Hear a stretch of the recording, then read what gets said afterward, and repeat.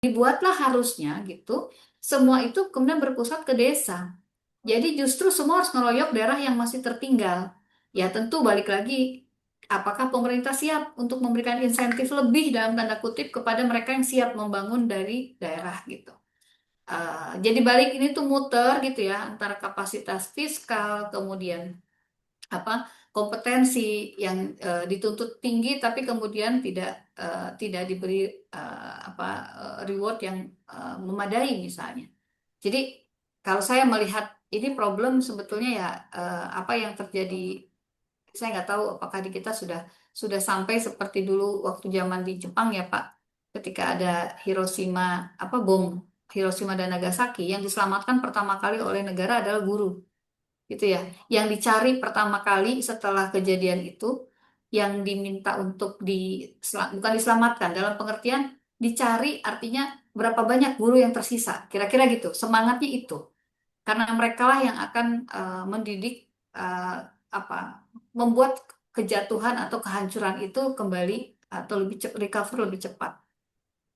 Uh, saya mungkin sampai di situ dulu karena buat saya apa yang ditanyakan Bang Lada ini sebenarnya PR besar buat pemerintah kita uh, dengan segala prioritasnya itu Lah, gitu. sekarang lagi ribut tuh Bu, persoalan eh, guru honorer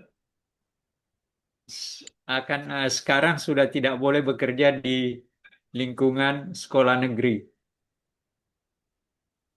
Itu ada Guru peraturan honorer baru. tidak boleh bekerja di sekolah negeri. Gimana Pak? Iya, Jadi maksudnya sekolah negeri tidak lagi menerima guru honorer gitu ya? Nggak ada lagi guru honorer di sekolah negeri nggak gitu. boleh, nggak boleh.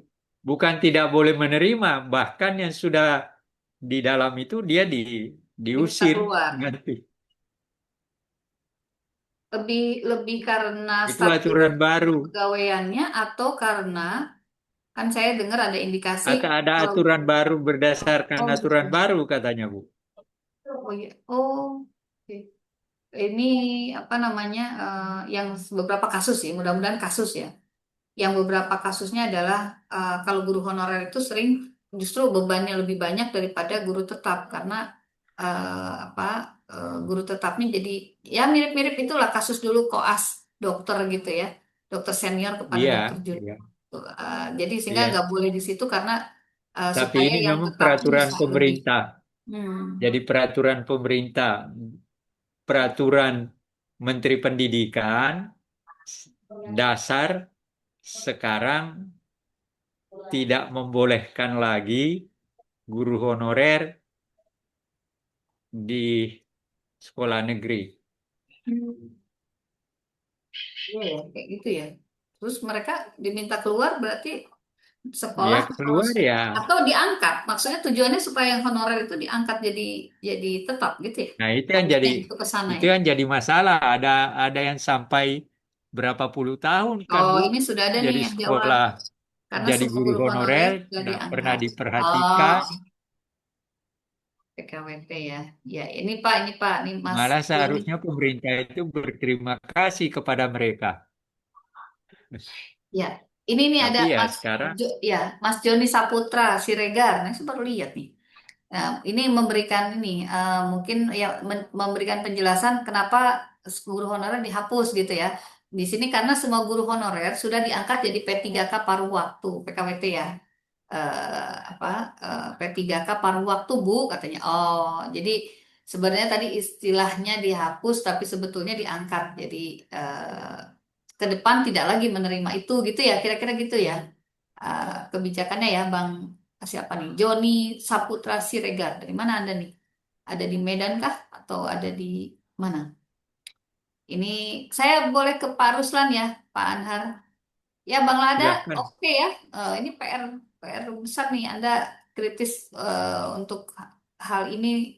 Ayo kita apa yang bisa kita kontribusikan gitu ya. Pak Ruslan, nah ini di Makassar tadi ini orang Kementerian Kesehatan nih, Pak Anhar. Sudah raise hand. Silahkan. Ya, Ya. silakan. Baik, Ya. baik Bu Leli, Pak Anhar, eh, apa namanya? Tadi saya sempat dan mohon maaf kalau misalnya apa yang saya hendak tanyakan ini sudah terjawab karena tadi sinyal saya agak agak naik, jelek Bu. Ya, Bu ya, aman, Leli. aman. Ya. Ya, nggak apa-apa. Jadi ya, Dan tadi saya sempat mendengar penjelasan dari Pak Anhar tentang kondisi yang terjadi, yang real terjadi di salah satu wilayah Indonesia, itu Papua, di mana apa namanya, saya juga pernah mendengar eh, secara langsung dari kenalan saya yang kebetulan beliau adalah dosen di sana, dan beliau menyampaikan bahwa eh, agak memang eh, kebetulan di tempat beliau mengajar itu agak susah memberikan eh, apa namanya, mengajarkan siswa mahasiswa karena ada juga mahasiswa yang masih bahkan membaca pun itu masih masih belum lancar. Jadi itu kondisi memang apa, salah satu kondisi masyarakat kita Pak, terkait apa namanya, eh, hak hak kita untuk mendapatkan pendidikan yang layak, dan itu tanggung jawab semua orang, pemerintah, masyarakat, untuk bisa me- istilahnya pendidikan itu merata kualitasnya. Nah, sementara dalam kondisi kondisi yang seperti ini, kemudian tadi saya mendengarkan penjelasan dari Pak Anhar waktu di awal bahwa ada peraturan, ada perundang-undangan atau aturan yang sudah tidak mengharuskan atau diperbolehkannya warga, bukan bukan warga Indonesia asli itu untuk menjadi seorang presiden atau wakil presiden. Nah, mencermati kondisi masyarakat kita yang haknya itu belum terpenuhi secara baik, kemudian para pembuat aturan kita itu membuat banyak aturan atau kebijakan-kebijakan yang apa, agak-agak tidak sesuai dengan kondisi kita saat ini. Nah, mencermati hal yang ini, Pak Anhar, Ibu Leli, saya ingin menanyakan apakah Pak Anhar tadi bisa mendeteksi motivasi para para pembuat perundang-undangan kita terkait yang tadi, bahwa eh, ke depan presiden itu tidak tidak lagi eh, oleh orang Indonesia asli. Itu kira-kira Pak Anhar motif dari pembuat dihapuskan ya. perundang-undangan yang membuat aturan seperti itu. Terima kasih Pak Anhar, Bu Leli. Ya, makasih. Tadi Ya, sempat nyinggung, tapi boleh Pak Anhar di ya, tapi kan bagaimana kita mau menolak lah itu persoalan undang-undang dasarnya sudah menyebutkan itu kok. Kalau berdasarkan aturan ya tidak bisa tidak. Jadi akhirnya akan ya dia bisa mencalonkan diri. Apakah diterima atau tidak oleh rakyat itu urusan lain. Tapi Hmm. berdasarkan aturan perundang-undangan, Undang-Undang Dasar menyebutkan hal itu dan menghilangkan kata asli itu. Nah, dengan hilangnya kata asli artinya apa? Ya semua warga negara yang tinggal di Republik ini punya hak yang sama. Dia turunan Cina, turunan Arab, turunan apa, turunan Belanda, turunan apa. Asal dia warga negara, lahir di sini dan warga negara ya. Punya hak karena kata asli itu dibuang. Itu kan hanya segampang itu aja. Nah, apakah nanti ada aturan yang memungkinkan itu? Kalau ada aturan baru lagi, kalau bertentangan dengan Undang-Undang Dasar kan ada Mahkamah Konstitusi yang bisa membatalkan lagi. Jadi kalau saya sebagai warga negara tidak asli dalam pemilu, lalu saya akan dihalangi. maka saya akan mengajukannya ke Mahkamah Konstitusi karena undang-undang itu melanggar undang-undang dasar. Kan itu persoalannya.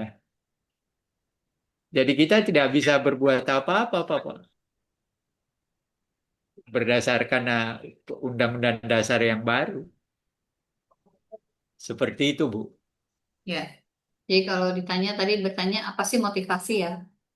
Ya sebenarnya tadi bertanya kenapa dulu dari asli dihapus aslinya kan gitu ya maksudnya Bang Ruslani apa sih itu dulu Kalau tuh motivasinya, nah itu salah satu faktor yang dihasilkan oleh reformasi, Bu.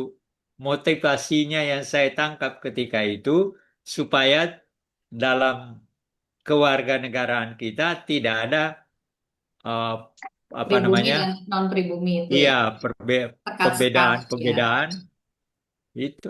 Motivasinya itu. Jadi menghilangkan sekat identitas gitu ya, bahwa sekali Iya, warga negara ya sudah dari mana asalnya pun ya pokoknya WNI aja tidak ada gitu kan ya. masalah. Ya, ya, ya, itu sih. Kalau itu kan idealnya ya, mungkin ya secara politis pada saat itu ada dominasi atau kemudian ada pengaruh dari eh, apa partai politik atau dari eh, orang-orang lingkaran nol gitu ya Pak Anhar itu mungkin cerita di balik layar lah ya, behind the scene-nya gitu ya Bang Ruslan ya kira-kira gitu. Siap, siap, Bu. Oke Siap, Tapi Pak. ya banyak yang menentang saya tentang itu. Eh, saya pernah waktu Pak Menteri mantan Menteri Luar Negeri Pak Mister Sunario kebetulan di seminar nasional sejarah saya ketemu. Oh Hmm, dia keras ya. menentang banget kata yang hilang, kata asli itu dihilangkan. Ya tapi dia tidak mempunyai kekuatan apa-apa. Dianya mantan Menteri Luar Negeri tidak, walaupun dia orang PNI juga sudah tersingkirkan dan sebagainya. Ya seperti itu. Ya, ya memang eh, kalau nanti masuk ranah hukum itu kan ada pembuktian-pembuktian hukum ya yang disebut Iya. pribumi non pribumi itu seberapa level ke atasnya gitu kan. Kalau yang disebut bukan pribumi itu kalau bapak ibunya bule gitu ya misalnya atau bukan warga negara. Nah, tapi ada juga yang oh yang udah turunan kesekian di atasnya gitu kan. Nah, itu tuh itu ya pada implementasinya ketika itu nanti masuk pada ranah politik gitu itu akan jadi bahan tuh gitu. Saya pribumi kok oh enggak itu kan oh kakek buyut dan segala macam tuh kamu dari sana gitu ya dari mana gitu itu Nah, yang saya itu bisa bayangkan tuh jadi akan begitu gitu ya bisa menjadi pertengkaran lagi itu. betul akan jadi bahan gitu nah ya Pertengkaran panjang itu. ya Pak gitu ya Bang Ruslan ya komentar Pak Anhar. Ya, siap, Bu, siap. Oke, ini ada Pak. Ini sih Mas Dermaga sebenarnya komen, tapi dia komennya sambil pakai ini, pakai emot nangis. Pemerintah kita ini mantap, pol, untuk dana kesejahteraan masyarakat dan pendidikan dipangkas, malah fokus ke IKN tuh yang dulu gitu ya Mas. Ini lagi program MBG dan Koperasi Merah Putih, program bagus sebenarnya gitu ya, tapi eksekusinya kok saya suuzon aja bawaannya katanya gitu ya maaf ya pemerintah mana nih. Mas Dermaga, dia cuma nulis doang nih. Kamu ngomong nggak? Nggak bisa ngomong Bu, lagi banyak kerjaan di IGO. Wow, iya Mohon iya maaf iya iya. ya. Iya. Ini kenapa PP-nya berubah nih? Siapa nih? Apa nih? Sorry sorry, saya belum kebaca nih. Siapa nih? Ada komentar lagi dari siapa ini? Eh, mana tadi? Oh, Mbak Angel. Mbak Angel bukan hanya itu, bidang kesehatan juga belum merata, banyak ketimpangan. Belum lagi adanya kebijakan dari BPJS yang sangat rumit terhadap cover beberapa penyakit dan kesejahteraan tenaga kesehatan yang juga harus menjadi PR besar negara Indonesia. Karena beban kerja teman-teman nakes terus meningkat, tapi gaji tidak setara dengan beban kerjanya. Betul, Mbak. Kesehatan itu hak setiap warga negara. Ya, itu bagian dari layanan dasar ya. Jadi kalau kita bicara layanan dasar nih pendidikan, kesehatan, itu layanan dasar. Pangan, itu layanan dasar. Kalau dulu zaman Pak Harto tuh kan nyebutnya apa Pak? Pangan, sandang, pangan, papan ya. Eh, Iya. oh ini juga ada nih. Oh Iya. Mbak Puji, iya Bang, saya lagi mengamati MBG kakak saya, mulai dari hamil sampai melahirkan. Mau mau ngomong astagfirullah, lihat apa yang disajikan beda jauh sama porsi menu gizi seimbang yang disosialisasikan oleh ahli gizi. Lucunya saat ini kakak saya sudah melahirkan. Datanya dari ibu hamil jadi ibu menyusui tapi anaknya nggak dimasukkan dapat MBG. Oke, ini pengalaman-pengalaman di Ah, lapangan dan yang menarik ini kan yang apa Pak eh, kepala KSP yang baru Pak Jenderal Dudung. Nah, dulu kan terkenal Jenderal Baliho ya. Tapi dia baru nah, seminggu dia Jenderal udah ngegas Dudung. nih soal MBG. Dia bilang pokoknya saya sikat ini yang nggak beres-beres di lapangan. Nah, kita tunggu aja deh. Tuh, punya niatnya ada lah niat walaupun kata orang ini niat ngajak Niat, berantem. niat baiknya sih selalu kelihatan, Bu. Ya nanti kita Tapi tunggu yang jadi persoalan itu pewujudan daripada niat baik itu yang jadi ya persoalan. Ya eksekusinya ya. coba bayangkan, Bu, eh, koperasi yang dipikirkan langsung beli mobil dari India. Itu jadi pertengkaran sebenarnya secara internasional di lingkungan Prabowo, tapi yang mau korup ini melangkah lebih cepat. Hmm. Menanglah dia sekarang. Semua mobil yang akan diberikan ke mana? Ke koperasi nanti itu ya dari mereka. Ya, itu yang salah banget memang.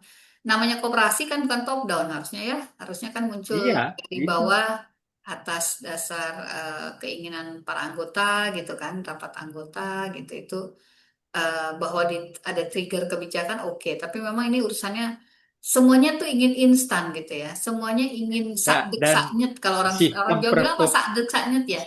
sistem perkoperasian yang mau dijalankan itu sebenarnya sangat berbeda dengan apa yang ada dalam pikiran Bung Hatta sebagai bapak koperasi. Hmm. Tapi ya kan akhirnya yang menang adalah yang kuasa kan, Bu. Nah, Ya, itulah yang terjadi sekarang.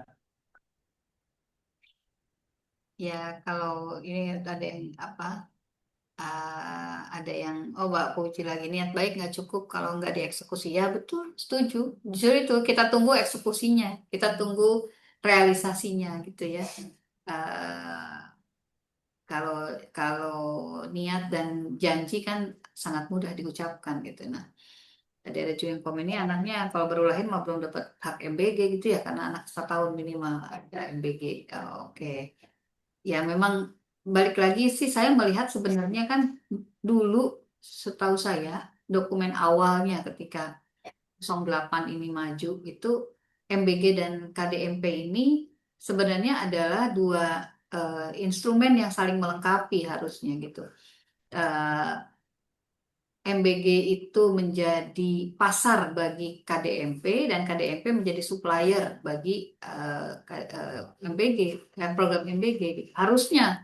Jadi dia membentuk satu rantai pasok baru dan berbasis pangan lokal. Jadi ini yang kemudian tidak muncul atau sedikit sekali munculnya itu yang kayak tadi yang ini belinya dari mana, yang ini akhirnya mengadakan dalam konteks koperasi tapi hanya fisik bangunan dan bisnisnya bisnis yang ujuk-ujuk gitu ya, ujuk-ujuk itu apa ya, tiba-tiba gitu. Nah itu sampai yang cerita ada pemaksaan untuk SPPG membeli dari KDMP setempat kemudian melalui lurah dan segala macam. Ini cerita temen yang real di MBG gitu ya. Salah satunya karena harus mendukung koperasi, oke deh. Gitu. Ternyata kemudian dalam realisasinya koperasi tidak mampu menyediakan jumlah yang dibutuhkan katanya gitu ya. Ya saya bilang gimana juga memang kalau apa ya Hilang kalau suara bisnis Ibu. yang benar kan nggak mungkin ujuk-ujuk gitu ya dia harus sama-sama dibangun itu memang membutuhkan satu tahapan yang seharusnya itu bisa dibuat setahun itu persiapan apa jadi orang tuh juga nggak dipaksa instan melihat, walaupun juga orang tahu akhirnya kadang semua yang instan itu ya akan juga cepat hilangnya gitu. Jadi katanya begitu ya, cepat. Ini memang persoalan tata kelola. Ya kita akan ngomongin tata kelola minggu depan kalau nggak salah ya, tata kelola pemerintah. Kita akan ngomong ke tata kelola tuh, jadi hampir semua kepresnya ada, impresnya ada, tapi giliran tata kelolanya di level operasional, tahapannya gitu ya, roadmapnya itu nggak dapet gitu. Banyak yang nggak Ya semuanya ini karena maunya quick berebutan win.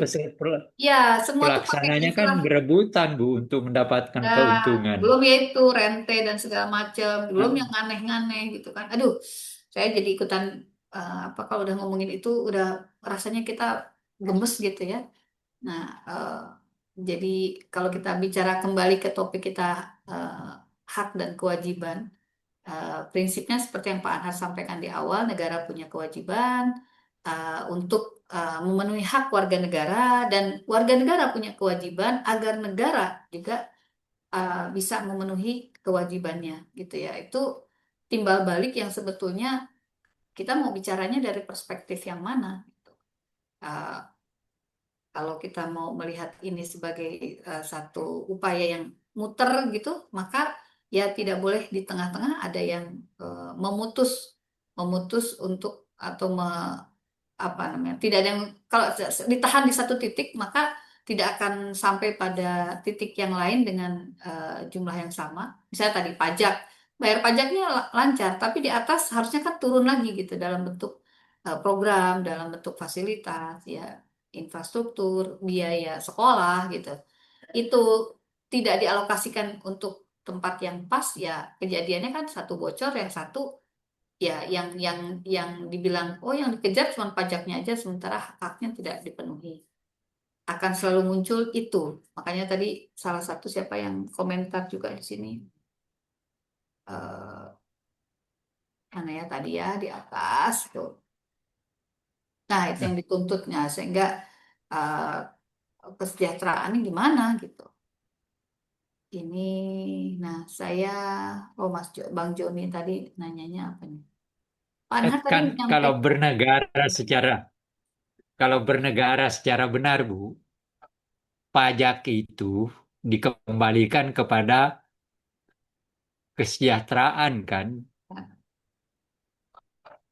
Kan itu di negara-negara maju, nah, ambil di Denmark segala macam, ya mereka menikmati betul pajak mereka bayar dan apapun dia bisa peroleh karena dia sudah membayar pajak.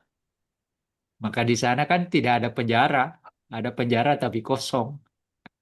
Kalau di kita penjaranya kelewat banyak dan satu kamar kelewat banyak isinya, Bu. Iya Ya itu. itu karena kita tidak menggunakan pajak secara baik. Ya contoh yang Kalimantan Timur sekarang, pajak rakyatnya untuk kepentingan gubernurnya, kantornya aja dibikin dengan harga 8 miliar, itu baru kantor. Belum memperbaiki rumahnya 24 miliar. Wakil gubernurnya 24 miliar, 20 20 sekian miliar. Jadi ya pajak rakyat ya digunakan untuk kepentingan dia sendiri, bukan untuk kepentingan rakyat. Itu bedanya Bu dengan kita. Ya ini nyambung nih Silakan Pak Bu, Anhar ya. silakan. Ya, nyambung nih Bang Joni nanya, Pak Anhar tadi menyampaikan setuju dengan pembangunan sekolah rakyat untuk memberikan kesempatan kepada masyarakat kurang mampu untuk mendapatkan pendidikan. Untuk di daerah perkotaan mungkin ketimpangan itu nampak terlihat gitu ya. Jadi kalau yang kelihatan ya yang kaya dan yang berkekurangan sehingga sekolah rakyat itu jelas gitu. Nah, tapi kalau di daerah sekolah negeri aja masih banyak yang jauh dari harapan katanya. Sehingga sekolah ini jadi membuat ketimpangan, Pak, dengan sekolah negeri. Karena kalau sekolah rakyat semua difasilitasi ya. Full fasilitas kan sampai sepatu, kaos kaki disiapkan gitu ya. Nah, bisa-bisa nanti banyak yang mengurus surat keterangan kurang mampu agar anaknya bisa masuk sekolah rakyat. Ah, Nih ekses, bener jadi sih, kayak terjadi Raskin lagi juga. kecurangan. Ya, Bisa ya, terjadi. Kita ini kan paling pandai melakukan hal seperti itu. Bisa terjadi. ya, Buat surat ini lalu sekolah rakyat. Karena sekolah rakyatnya fasilitasnya lebih ya, bagus. ya itu. Itu. Itu penyakit, bukan penyakit ya, sama dengan waktu dulu zaman Raskin. Karena berasnya apa, murah sekali sehingga ya bagi toh kan, bagi rata gitu. Yang tidak berhak juga kemudian ikut gitu. Padahal udah jelas namanya udah disebut. Dulu kenapa disebut Raskin? Beras untuk masyarakat miskin. Karena sebenarnya supaya ada efek malu bagi yang tidak miskin. Tapi faktanya kan juga nggak begitu gitu. Jadi dulu di Bulog itu pertanyaan yang sering ditanyakan media gitu itu adalah kenapa disebut raskin gitu. Ya sebetulnya itu memang bukan menghina orang miskinnya, tetapi agar beras ini tepat sasaran untuk mereka yang memang berhak menerima sesuai dengan eh, eh, apa namanya kualifikasinya gitu ya, kriterianya. Nah, tapi faktanya ya ternyata kalau sudah begitu orang nggak apa-apa juga disebut miskin gitu. Yang penting kan gitu sama ini. Nggak apa-apa deh gitu disebut berkekurangan. Yang penting anak saya bisa sekolah rakyat gitu kan. Itu itu eh, ekses ekses tapi sekaligus juga sebenarnya tadi ya Pak menunjukkan value nilai nilai nilai masyarakat kita. Tuh lah ini Mas Dermaga raise hand nih. Gimana Mas Dermaga ada yang mau disampaikan? Ya, Hmm. gatal masalahnya. Apa ini Bu? Terkait soal pendidikan kita ini nggak merata. Contohnya Mhm. untuk di daerah Kalimantan ya. Ya. Dari Kalimantan Timur itu banyak desa-desa yang tertinggal yang sekolahnya pun sudah tidak layak gitu nah. Malah fokusnya ke Koperasi Merah Putih yang sangat wow bangunannya dan dalam waktu sesingkat-singkatnya. Hmm. Itu salah satu contoh. Dulu saya pernah melakukan kampanye anti pertambangan di Kalimantan Selatan, tepatnya di daerah Kabupaten Kandangan. Oh, Itu pengalaman. di Oh iya. Hmm. di Pegunungan Meratus, di daerah masyarakat adat Dayak Meratus. Itu Hmm. ada salah satu desa yang bernama Desa Juhu. Akses dari kampung terdekat untuk menuju desa tersebut itu butuh 2 hari, Bu, jalan kaki. Bukan plat ya, jalan Hmm. kaki bukan ini. Naik turun gunung yang ketinggiannya 1000 mdpl, itu naik dan turun gitu nah. Dan di kampung itu hanya ada SD yang tidak layak, saya sebut dulu tuh. Dan anak-anak yang ingin melanjutkan sekolah ke SMP harus ke kampung terdekat. Hmm. Dan sistem masyarakat sana sistem kolektif. Jadi anak-anak dari desa Juhu akan ditampung atau dijadikan anak angkat oleh masyarakat desa yang memiliki Sekolah SMP, sekolah SMP. SMP itu. Dan mereka seminggu sekali pulang dan pulang jalan kaki. Hari Sabtu sore pulang rombongan dan melewatin jalur yang mereka lewatin adalah jalur beruang madu dan macan dahan. Uh, Hutan. Jadi lewat Oh, hutan. lewat hutan. Iya, Iya. hutan. Bisa bisa dicek kok. Di dicek dari sumber manapun Ya, ya. itu. Kalau kalau saya pribadi fokusnya sih ke KS sebenarnya di dalam dunia pendidikan. Apakah Oke. ini pertanyaan KS kekerasan seksual? Oh, oke. Ini pertanyaan, apakah di kampus kita memiliki Satgas anti kekerasan seksual yang meruncur terhadap UU TPKS dan Kemendik nomor 30 tahun 2021? Ada, boleh nanti Eh, Mbak Devi tuliskan di chatroom nomornya Mas Firman ya, Ketua Satgas. Satgas kan namanya ganti sekarang ya. Dulu kan Satgas Kekerasan Seksual, kalau sekarang kekerasan di perguruan tinggi ya.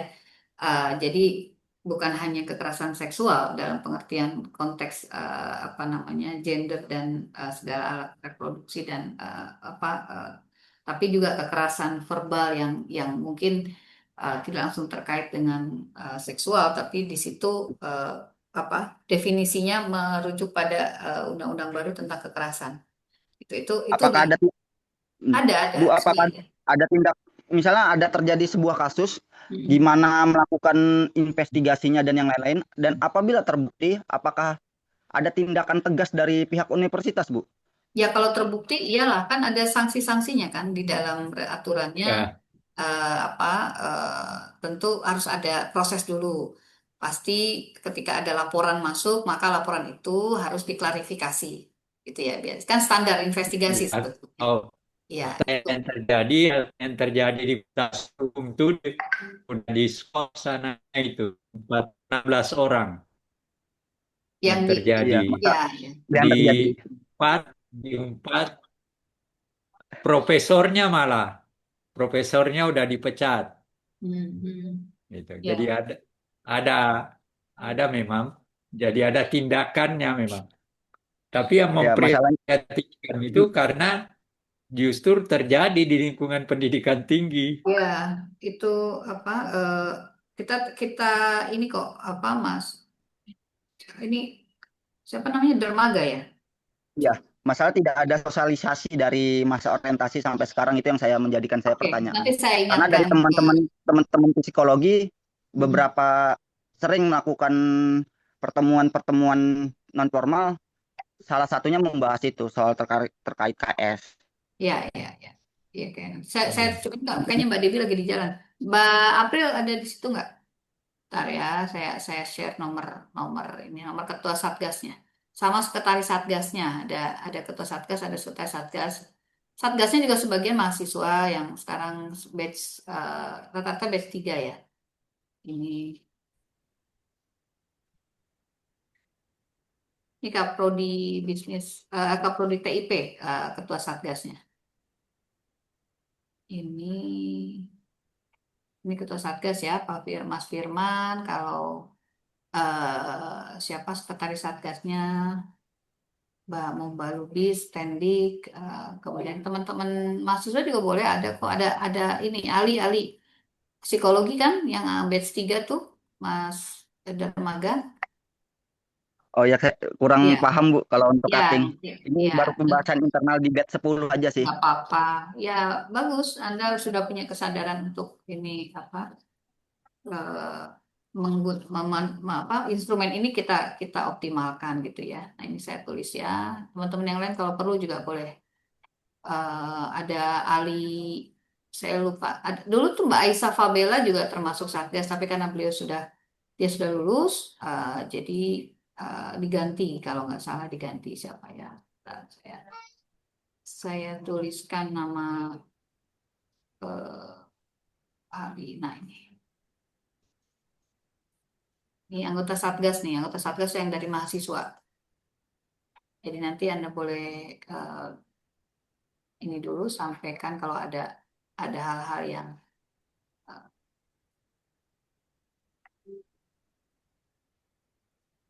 Satgas. Oke, baik, Ya, oke Bu, cukup ya. makasih Bu. Ya, Ya, baik Pak Anhar, saya mohon izin, kebetulan ini Wakil Ketua MPTK yang hadir di kantor.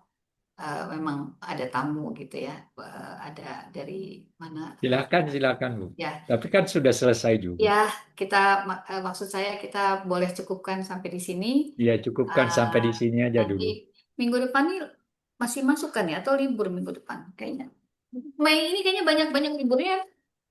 Oh iya benar minggu Iya, depan itu merah nih. sekarang besok libur Bu. Besok libur itu.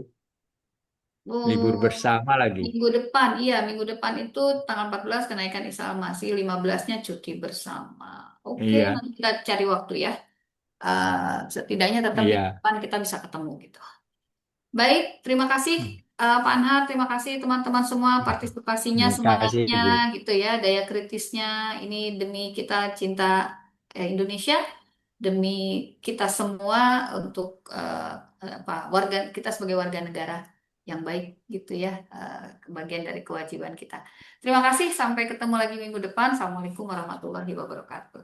Waalaikumsalam warahmatullahi Waalaikumsalam warahmatullahi Waalaikumsalam. Saya wabarakatuh. izin Terima live kasih. duluan Pak Anhar ya, makasih. Pak. Waalaikumsalam warahmatullahi wabarakatuh. Terima kasih. Terima kasih. Terima kasih.